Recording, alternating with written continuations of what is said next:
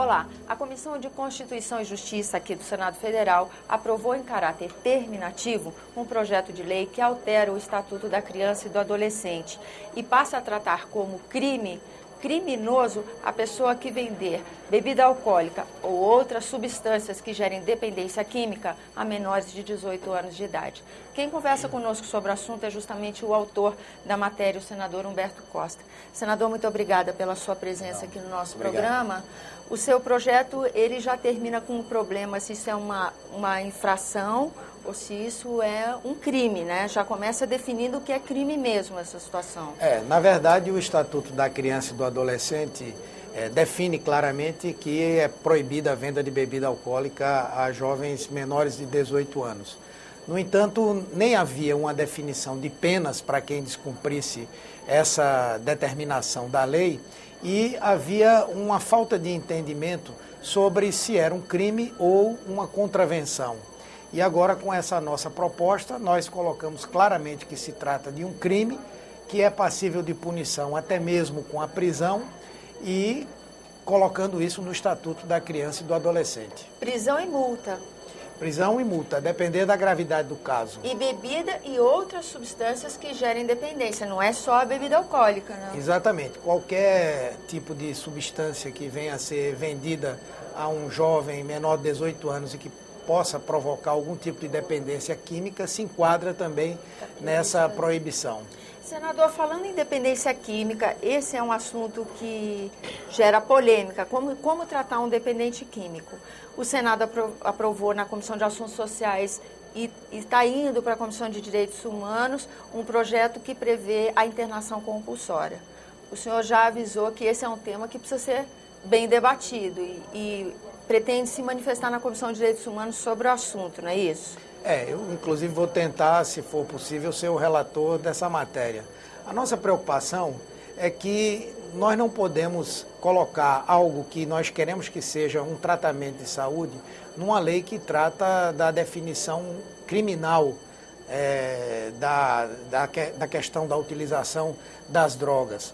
Nosso receio é que nós voltemos a ter um tratamento ao usuário que represente penas, né, que criminalizar esse usuário. Ele para de ser visto como um doente para ser visto como um infrator, né? Mas esse é o dependente, porque nós temos o usuário e o dependente.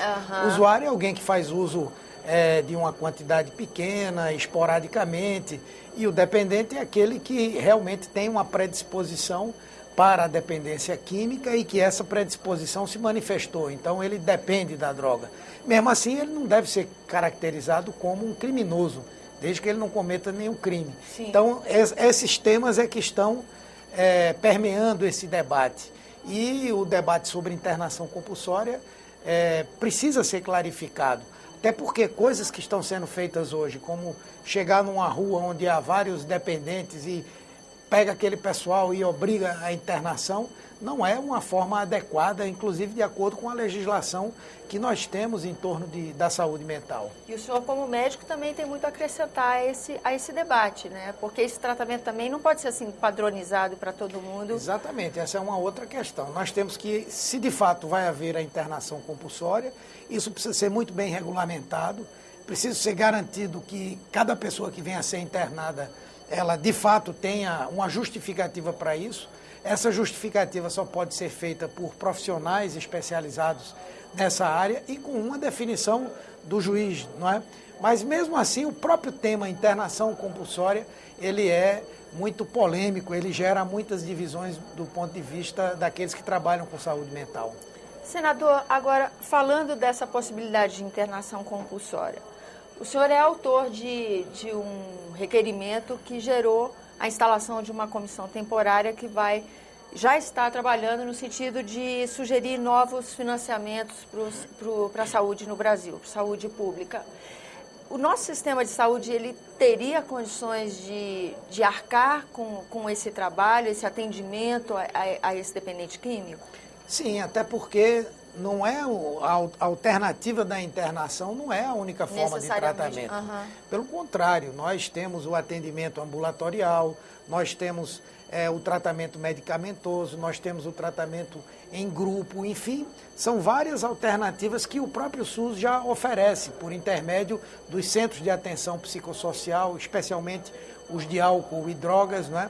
E hoje a internação na área de saúde mental é algo que vem diminuindo progressivamente. Os hospitais estão sendo fechados e novos modelos de internação estão sendo construídos dentro desses CAPs. Não é? Tem internamento breve, só durante o período em que há a crise e se for de fato justificado, se houver um risco para o paciente ou um risco para outra pessoa.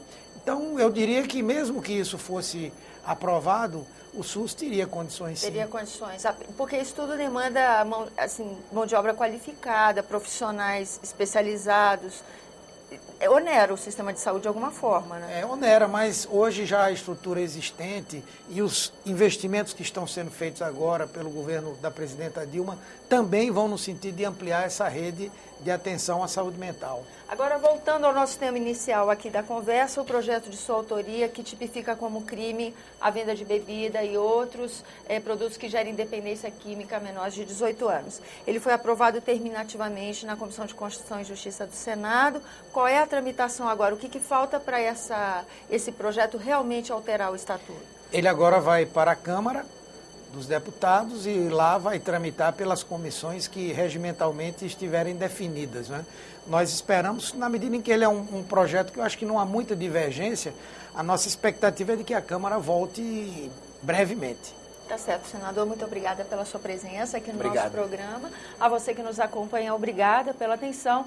Esse é o programa Argumento. Eu sou Tânia Horman. E se você quiser falar conosco, ligue 0800 61 2211, ligação gratuita, ou acesse www.senado.leg.br/TV.